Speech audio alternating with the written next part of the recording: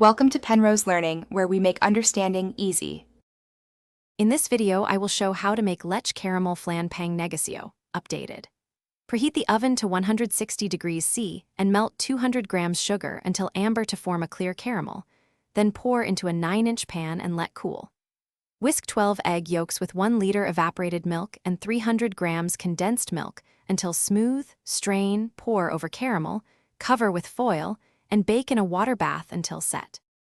In this video, I will show how to make Leche caramel flan pang negosyo, updated.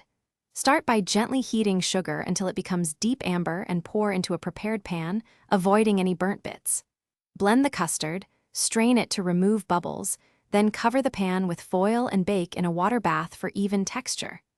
Cool the flan fully in the fridge so it firms, then invert onto a plate for a glossy finish. In this video, I will show how to make Leche caramel flan pang negosyo, updated. Calculate the cost per batch by totaling ingredient prices, then divide by number of servings to find profit margins.